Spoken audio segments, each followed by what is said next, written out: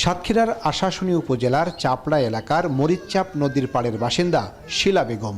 নদী ভাঙনের কারণে কয়েক বছরের ব্যবধানে 5 বার বাড়িঘর ভেঙে সরিয়ে নিতে হয়েছে তার পরিবারকে, যাতে প্রতি বাড়ি হারিয়েছেন জমি, হারিয়ে আর্থিকভাবে হয়েছেন ক্ষতিগ্রস্ত।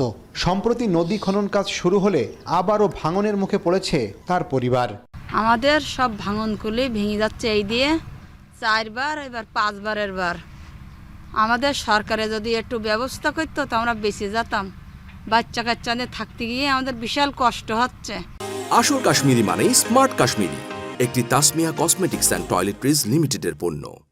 নিয়ম না মেনে নদী খনন করায় মধ্য চাপড়ায় মরিচচাপ নদী পাড়ে দেখা দিয়েছে ভয়াবহ ভাঙন, যাতে ভাঙন আতঙ্কে দিন কাটাচ্ছে অন্তত 7 শতাধিক পরিবার। আমি 80 বছর বয়সে আমি 6 বার বাড়ি শিফট করেছি।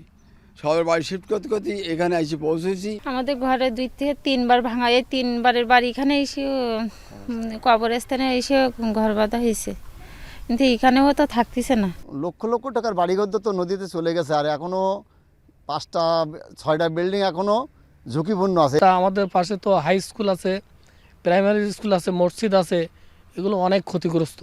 গত কয়েকদিনে নদী তীরের 90 ফুট জমিসহ কয়েকটি বাড়িঘর নদীগর্ভে বিলীন হয়েছে।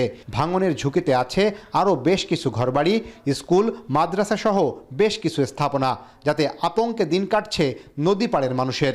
নিয়ম না মেনে নদী খনন করাই এমন অবস্থা বলে অভিযোগ স্থানীয়দের। পুরাতন নদী কাটার কথা ছিল, কিন্তু সেই নদীর কাটে এই নদী খনমান নদী কেটে চলে দিতেছে।